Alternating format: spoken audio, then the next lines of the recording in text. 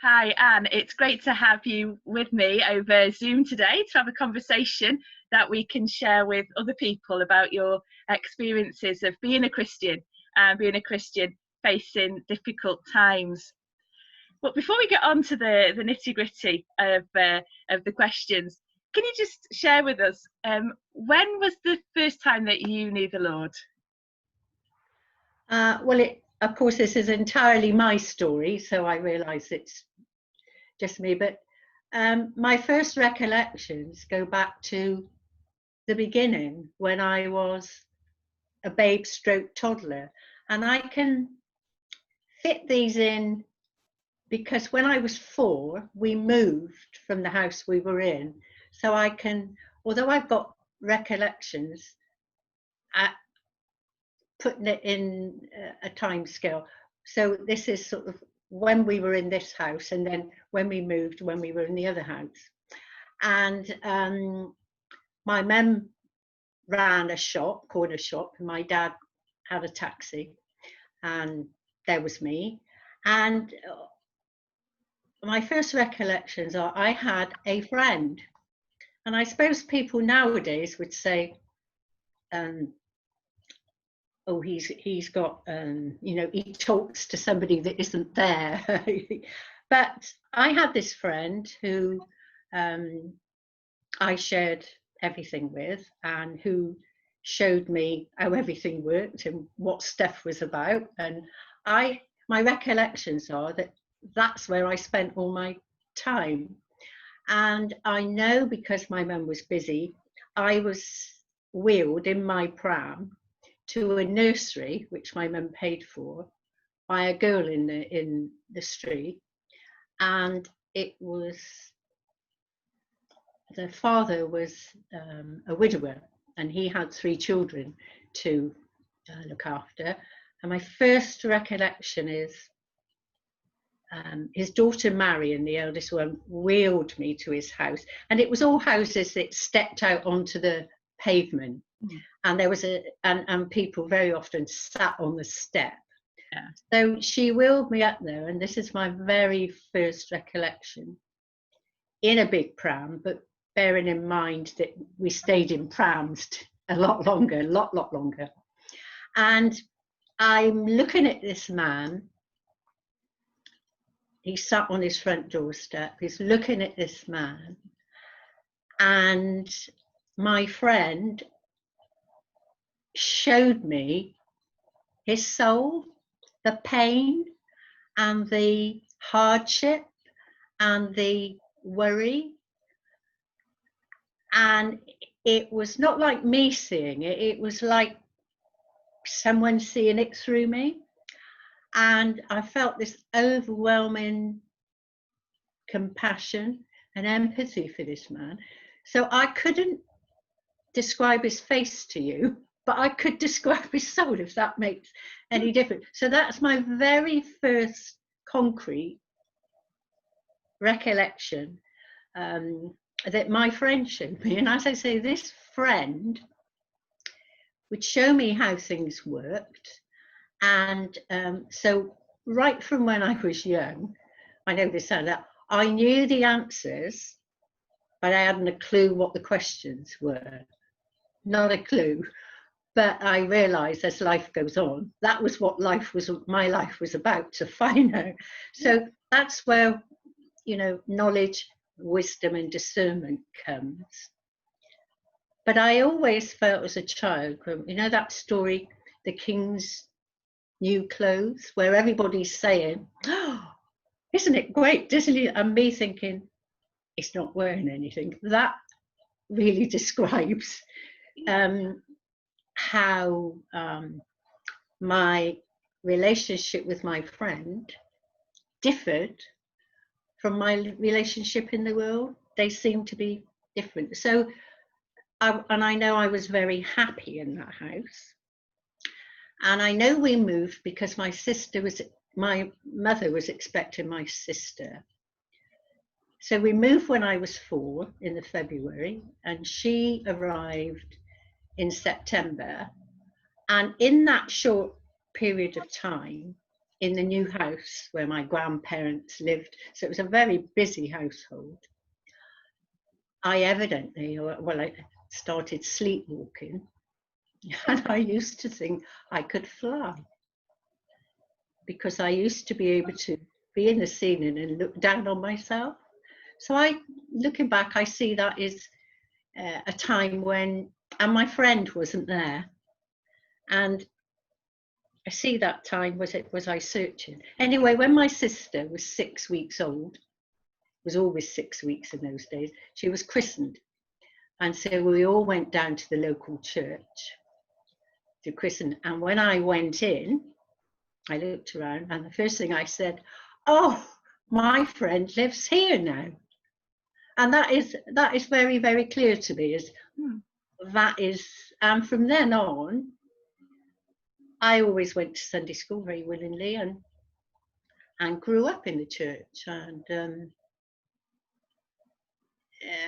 And you tend, growing up and into teens, you tend to think everybody thinks similarly or goes through similar experiences. But as you hit puberty and on into adulthood, you realise that everybody's upbringing or experiences are very, very different. But that was my first experiences of knowing God, who was my friend, my invisible friend. A relationship which then started when you were very small and grew and developed as you grew. Yeah, and as I messed up. Yeah, as we all do, don't we? Absolutely. Through life. Yeah. Even if you've known Jesus from being a small child, it doesn't mean you don't mess up, does it? Oh, absolutely. And people think, oh, well, you've got that faith, it's easy for you. But no, it isn't.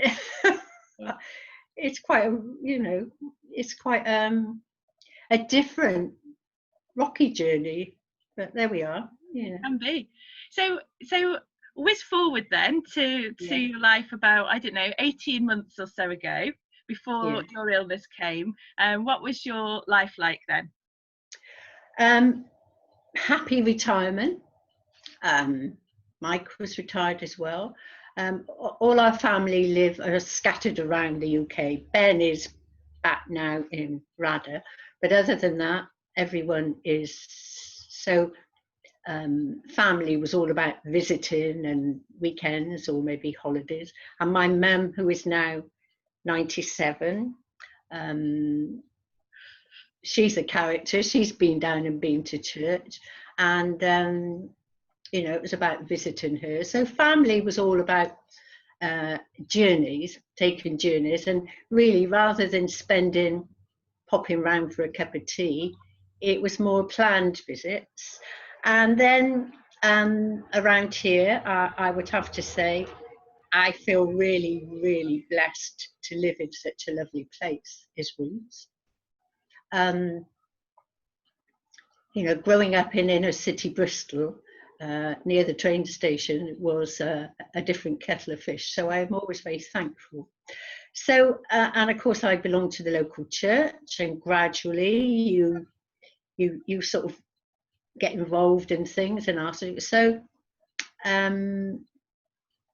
used to lead the Meet on Monday group, which is wonderful. That's the basis of that is about, I can remember myself moving to Ruth's, no family around, Mike at work a lot of the time. I had Charlotte, and then of course when we had Ben, he had cancer. So you very much rely on friends within the village or within the church. So that was the heart of Meet on Monday for me, to get other mums to make friends and share their problems with. And PCC secretary, I always remember I said I would do it for a few weeks while Kath Owen had Ethan. And that, she was a long time having Ethan. But about 10 years or something. About 10 years. So that was all right. That was right. And part of the my memory, I haven't got a memory, so pastoral team.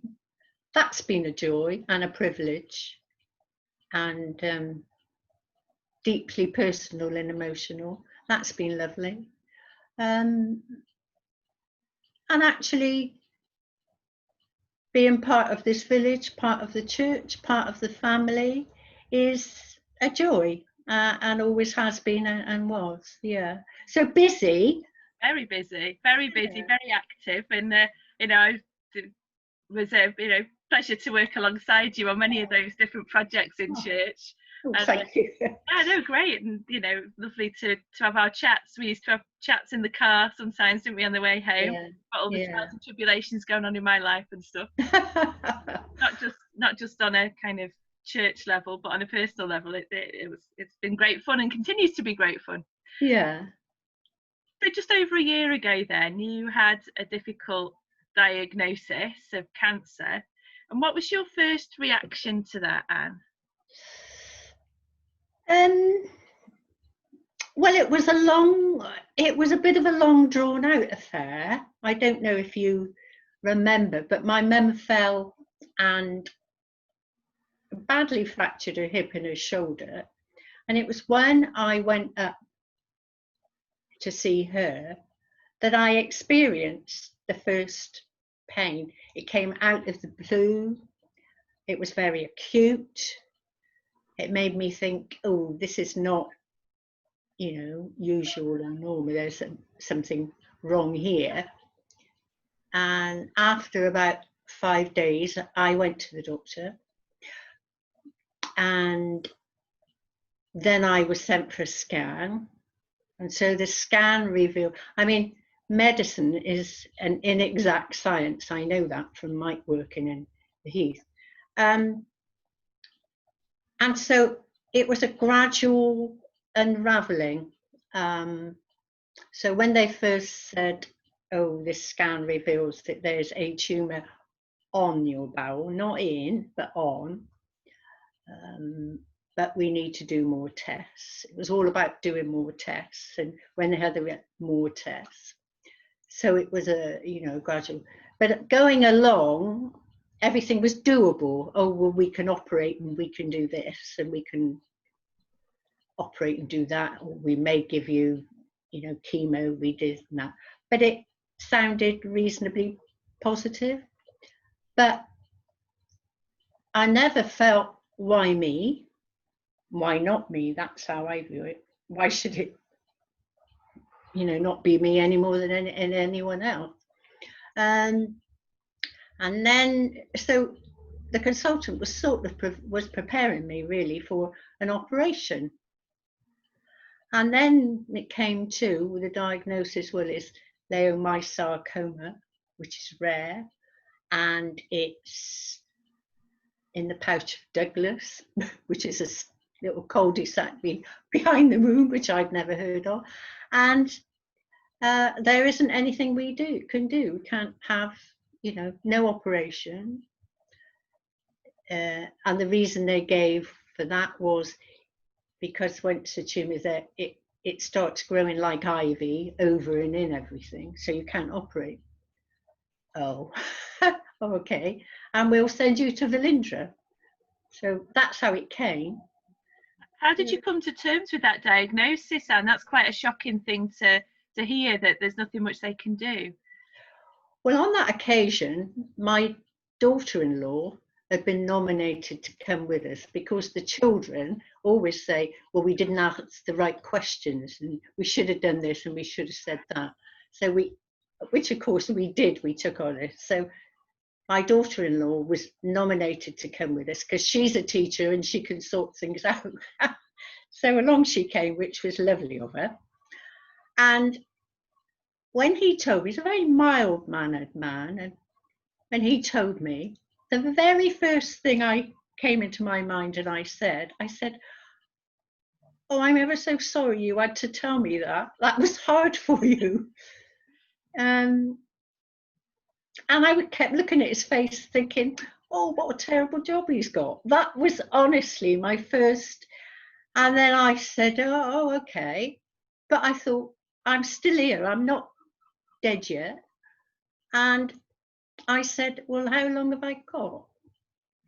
And he said, oh, well, we can never, well, no, I said, but, and he said, well, a few months, maybe. So I said, well, okay, I'm not dead yet. So you always think, oh, although the time frame gets very small, you still think, oh, well, I've got this. And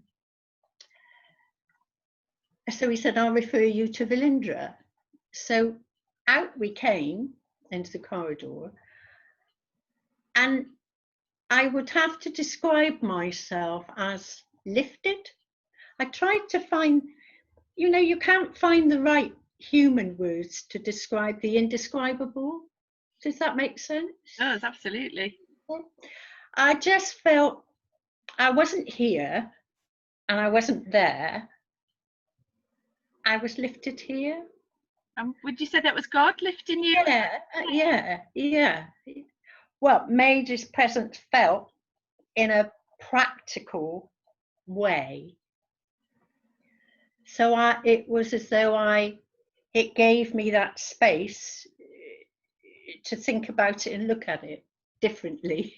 Yeah. From, instead of it all being there, it was like giving me a space to take it out and look at it.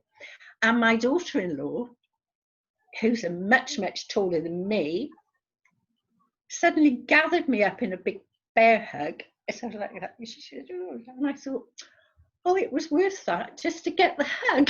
I know that sounds a bit drastic. So we did what we always do, is said, let's go down and have a nice cup of tea. British way of dealing with things, isn't it, Anne? Well, I can immediately see that Mike's face and Billy's face, my daughter-in-law, looked far worse than I felt. And Billy said, I'm just going to go to the toilet, where she obviously phoned Ben, that's her husband and my son, in work.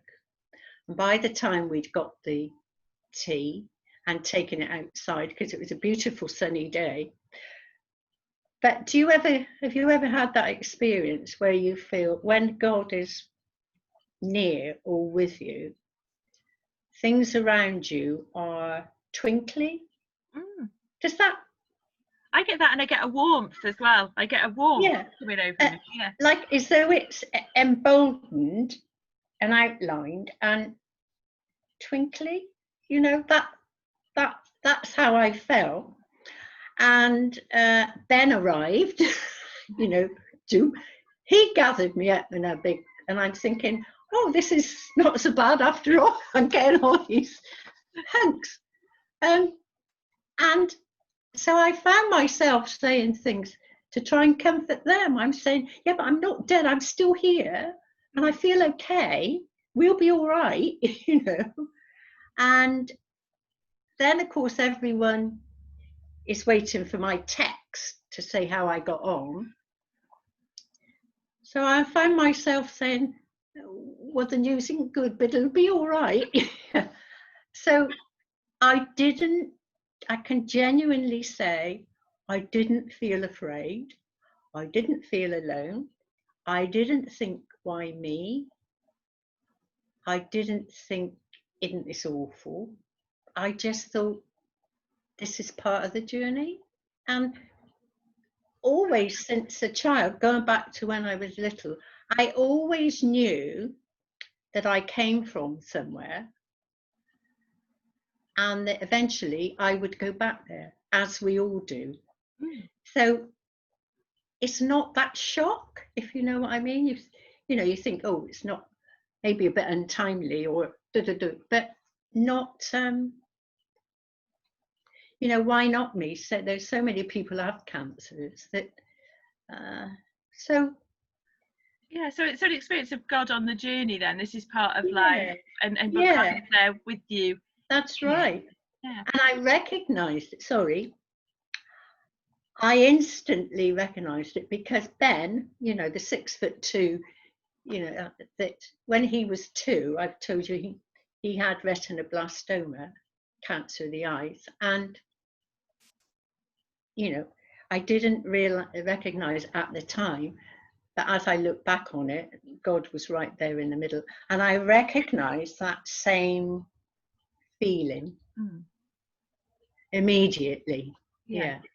But it's not been without its frustrations, though, has it, Anne? So just in case people think everything's been just all floaty and lovely, there have been frustrations too, haven't there, along the way?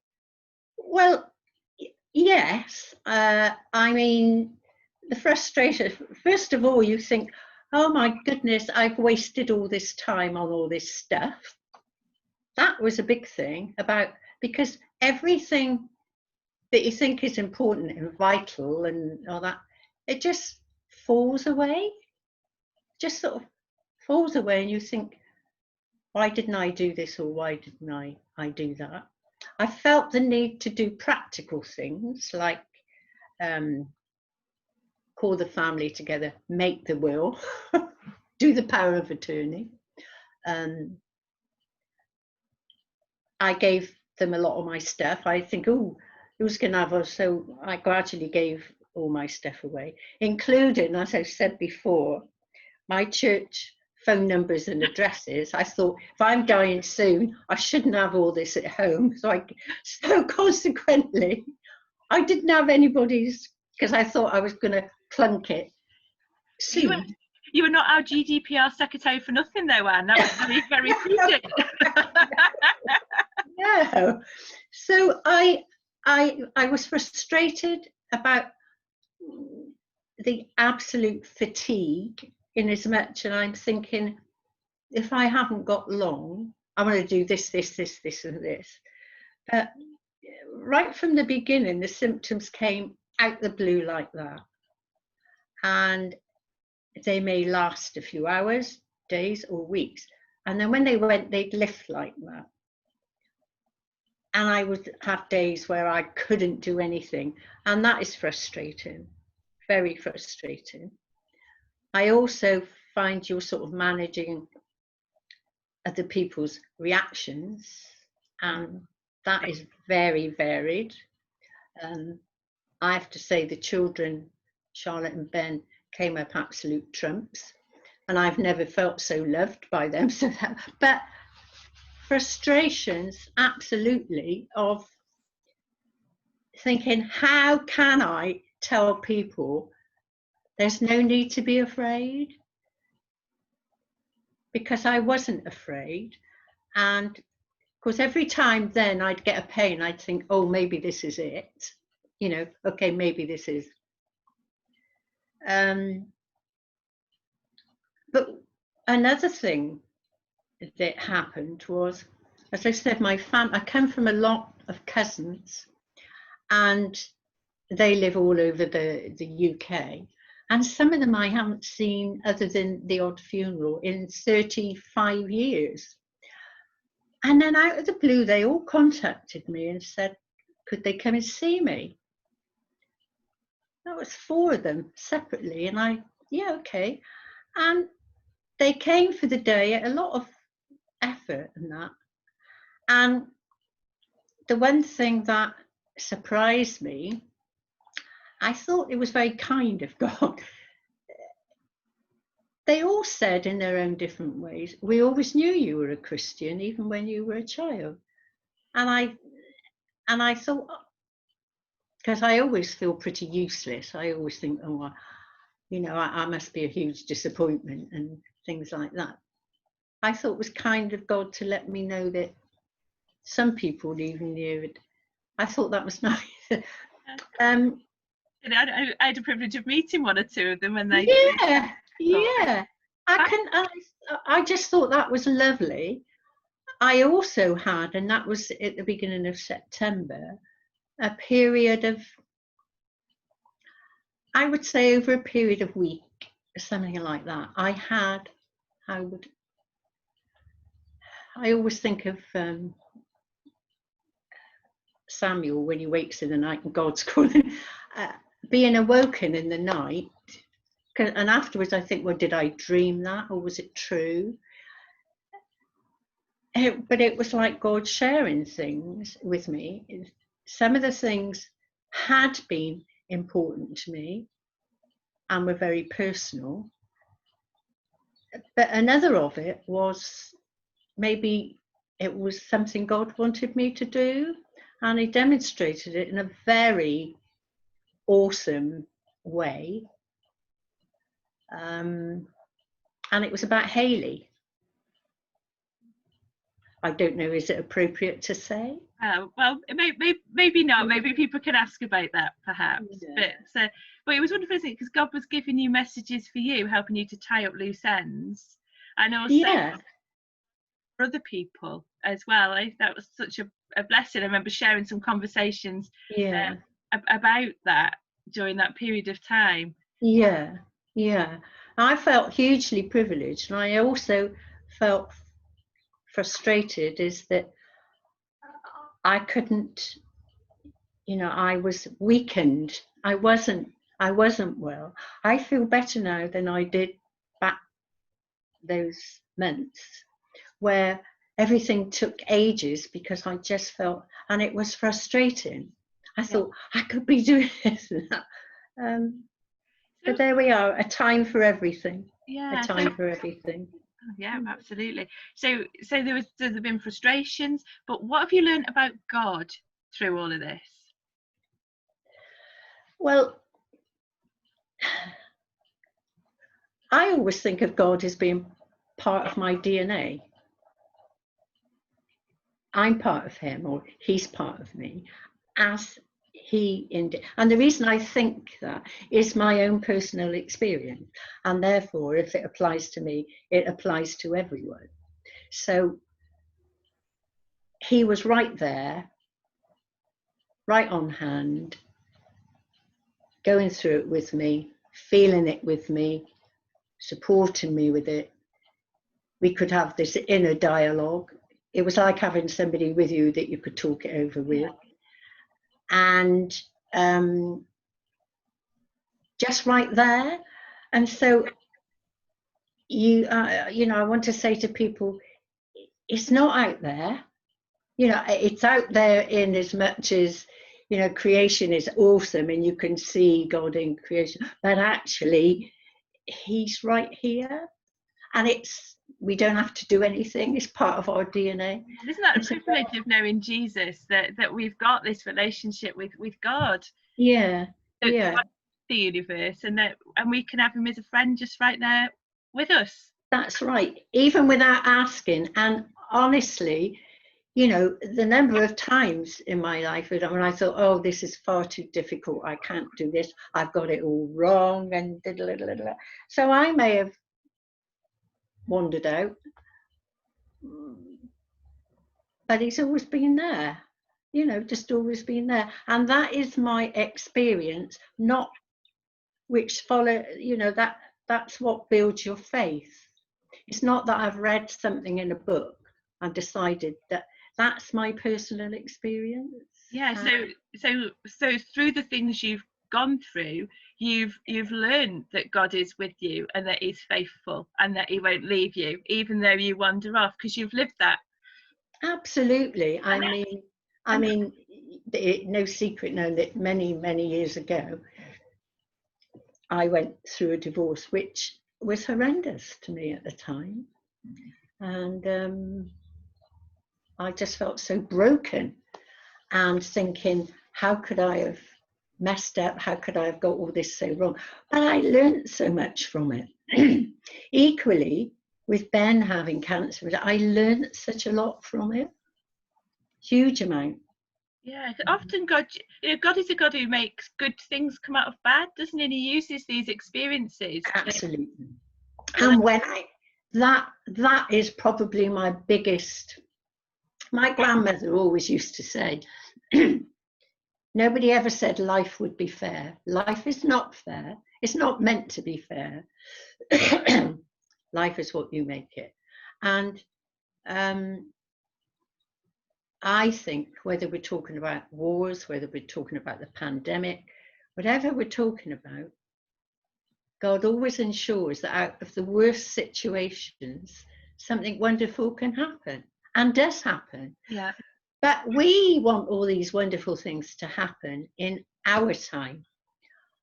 I prayed to you last month, Lord, and it still hasn't happened. But we forget that our lifetime is just like this, whereas God, as you know, plays out through history. So Yeah. once again, we run into the danger as Christians, I think, of thinking, well, we need to help God. God obviously wants me to help him out here to do. And you think, well, no, if you leave him alone, he does it very much, so much better on his own.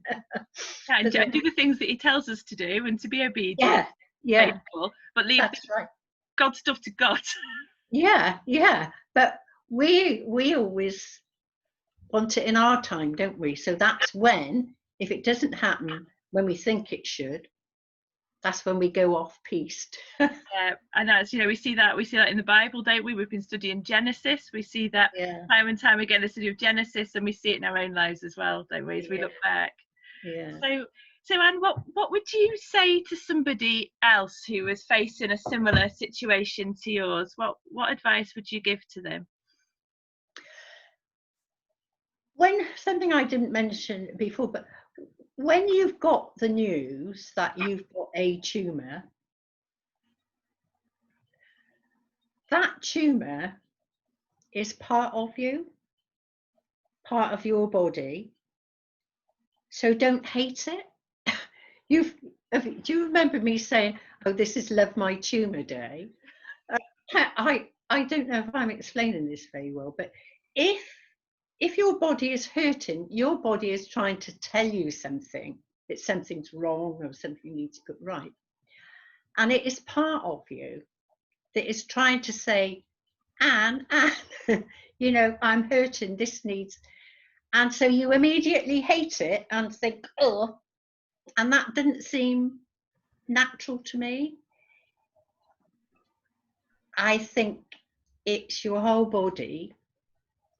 And if you immediately fly into hating cancer and hating that, you're putting additional stress on your body. I don't know if that makes any sense to you, but I say to people, if you look within you, you've got everything you need to cope with this.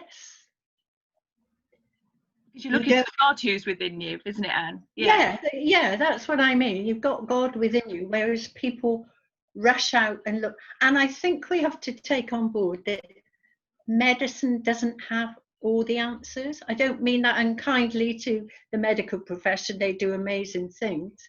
But everyone's different. Everybody's different. And I think it through. Stop and think before you panic. I know that's a silly thing. But even if you don't know God, I would just say maybe this is the time to reach out and see, is he there? Is there a God there? And that's when you need your faith. And that's when I think if you don't know God and you've never known God, this is a time when you can know him, because it's at times when you can't control it. We're so used in this last couple of decades, 20 or 30 years, we're so used to thinking, well, I'll have this and I'll do that and then I'll go there and then I'll have that. But life isn't like that forever, for long periods. Things happen and we have to learn to go with it and roll with it. And the same as, I think it is, people, I prayed a lot, but I couldn't pray to God and say, will you please make me better? Because I didn't know what his plans were for me. But I did pray for the strength to cope with God. And that prayer has been answered. And I think if we pray, God is always there. He may not give us what it is we think we want, but he will give us the strength to deal with what is there. Because I don't know what the future holds for me. God does. So I just say, hang on to my hand, and whatever it is, we'll go through it together. And that's the rock on which my life is. That's so nothing knocks me off that. I still, if I get a pain helicoptering out the blue, and I think, oh, is this it? Is this the time? You know, come in, boat number 7. But that's what I say I think to people, even if you've never thought, now is the time to rethink. Now is the time to give God a go. Yeah, because we don't have to do it on our own, do we? That's the thing. No. We're not made to do it on our own. We're made to be God's children, aren't we? For him to be with us. And well, that's a big thing as well. It's there's this, and we are spiritual beings living in a bodily world, aren't we? So there's, you know, say heaven and earth, and there's always that bit in the middle, that net curtain, isn't there? That net curtain there, and it's about describing. But you've got children, I've got children, and I love them with all my heart. I don't always like them. I don't always like what they do, but I love them. And that's how I feel God feels about me. Yeah, he does. He has that powerful love of a parent, doesn't he? That you know, I love that deep and strong and puts us first. It's I always think of it's like the love I feel for my children, but in spades, without the mistakes that we make. Absolutely. Yeah. He's got it sorted. Yeah.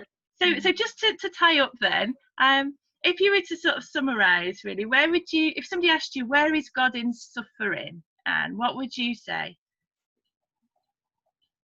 In the middle of it, supporting and loving and feeling it with you, feeling that pain with you, right there. But he's a zillion times stronger than me or you, and he can see you through it. Brilliant. It doesn't always work out how we think it should work out, but I can only say again is I didn't feel it was for me to pray that I would be made better, because I don't know God's plan. But I did pray to be given the strength and the guidance and the help to see me through whatever it was. And I've had that. Yeah, and we'll keep on praying for that, you know. And we think you didn't pray for healing for yourself, the rest of us did. But I do, and I can ask if someone says I prayed for you, or I would, is it okay if I pray with you? That's fine. And I would say yes. Okay. I feel a bit, you know, embarrassed, but I couldn't ask anyone to pray for me. No, but it all comes with the sovereignty of God, isn't it? Because as you pray for healing, you recognise that this healing might come in the here and now, or this healing might be the perfect healing. Absolutely. When we see Jesus face to face, isn't it? That's right. That's right. Trusting God's timing in that, isn't it? Yeah, and I feel really thankful that how do I know it? I don't know. I knew it right from that time, going back to the beginning. And that's the big thing. Always knew, I mean, at the time, I knew where I came from, but I don't remember that now. But my recollection is that I did then as a baby. Yeah. But it was a strong enough thing to sustain me now to know that when I go back there, there's nothing to be afraid of. And I don't feel afraid. And that's wonderful, isn't it? And you know, what a privilege that is, isn't it, to be in a relationship with God. And some people like yourself have had that from the very early days and can know that. Other people God might make himself known to them in later years, but it's still that same promise, isn't it? That absolutely. I think it can happen.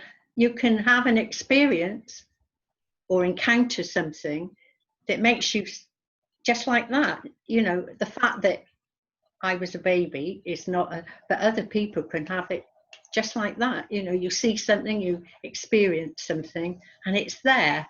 Yeah, and suddenly God's real to you, and you're in that friendship, that relationship with God, and you wonder, you know, why on earth you didn't know that years ago. I've spoken to people who've had that experience. So I wish I'd known God when I was younger. Yeah. It's such a privilege. But it's like another thing. It's a way to try and explain it is, if you got married, once you've been married, or if you'd had a baby, if you'd had a child, you may no longer be married. Something awful may have happened to that baby, God forbid.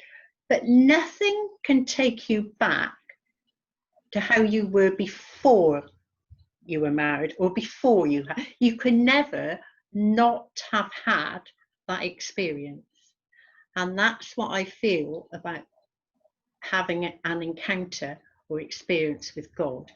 You may not be able to explain it in words that, you know, mean anything to anyone, but you can never not have had, you can never go back to the time when you hadn't had that experience.